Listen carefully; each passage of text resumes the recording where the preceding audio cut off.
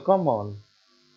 In this video, students, I am going to show you some of the programs on array. So I have selected 5 questions here, which I am explaining one by one.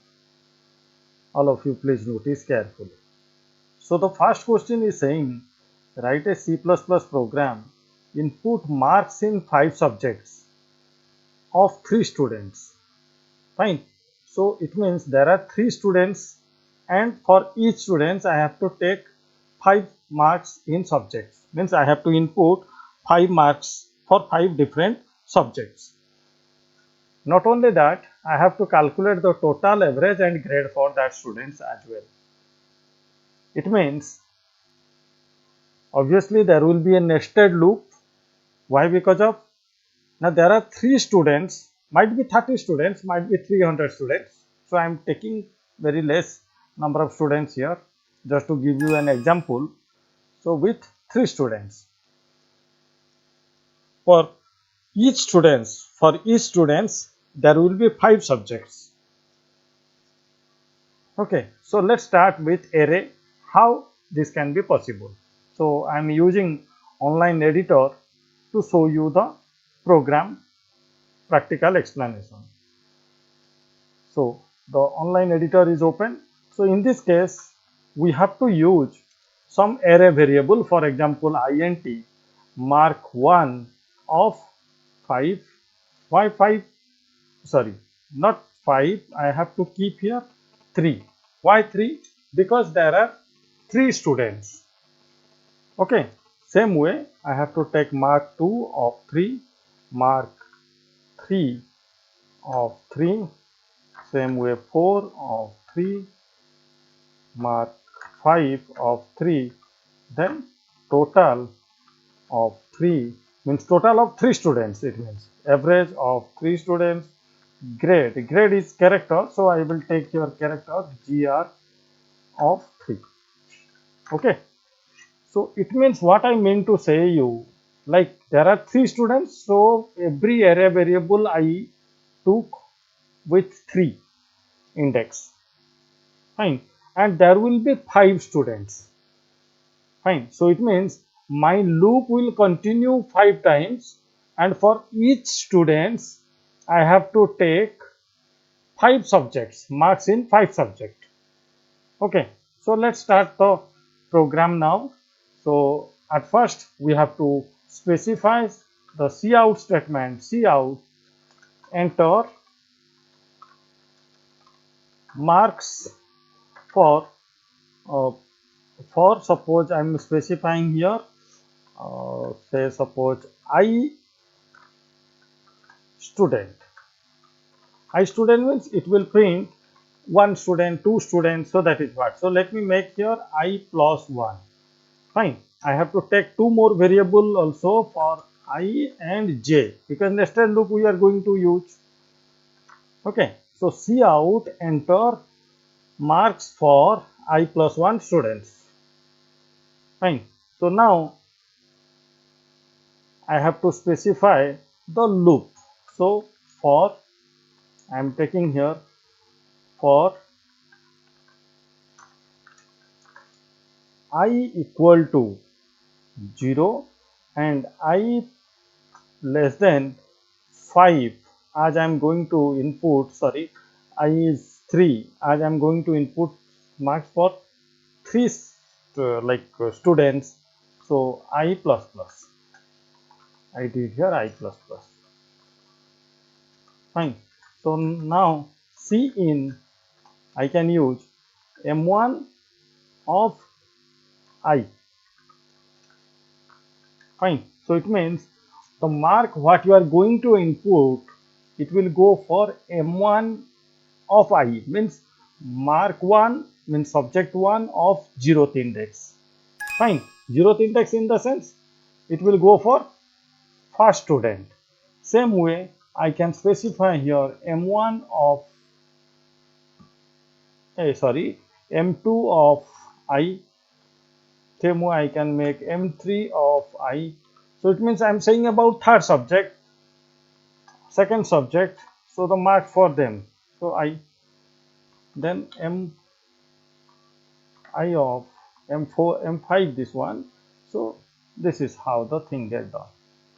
Okay, so the loop I took, the loop is continuing for thrice, and that is for 3 students, and the marks I specified starting from M1 to M5, 5 subjects for each student.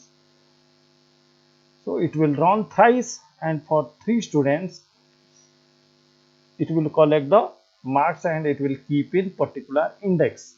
Now let's find out the total. So I can do how? A total of I equal to M1 of I plus M2 of I plus M3 of I plus M4 of I plus M5 of I.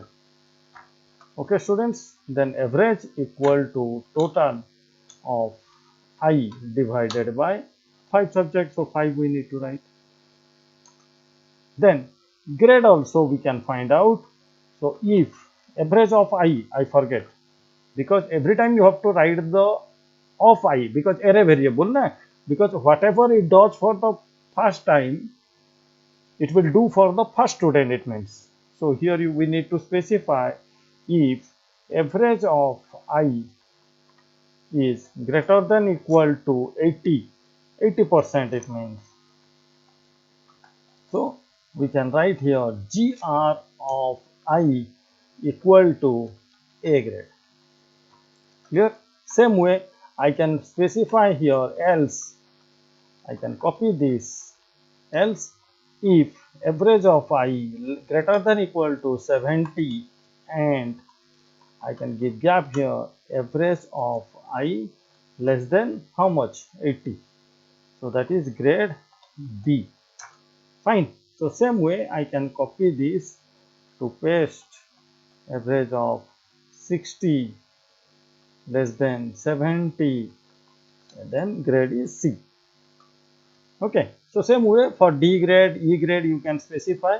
So just copying and pasting, and can specify here more than 650 and less than 60. So it will become D grade. So D grade. Otherwise, let make GR of I equal to 12. I'm specifying here F. Okay, the job is done. Okay, so in this case we don't require nested loop, students. I made a mistake the time of saying we don't require. And one more thing, when you are inputting the data, this value, this sorry, the statement, you keep it inside so that you will be able to know for whom you are entering the data and for whom the total is getting calculated or the average is getting calculated. Okay, so now let print all the results. Let's take one more loop because so many values to be printed.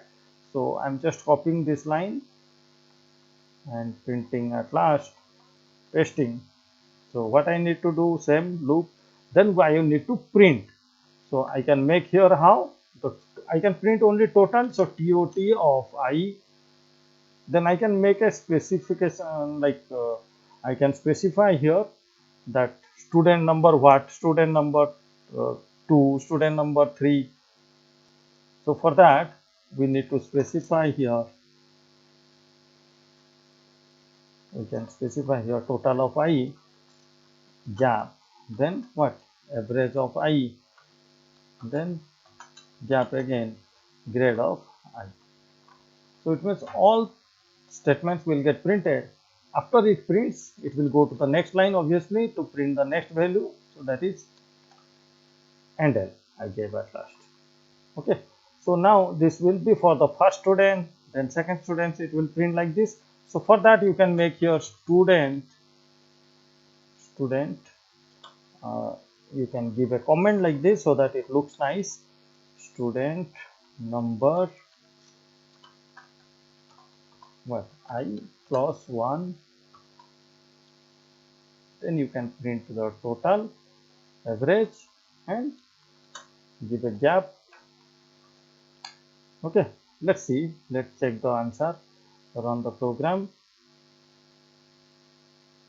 It is showing error somewhere here. I forget to specify one more less than symbol. Let's compile it again. Yes, it's running.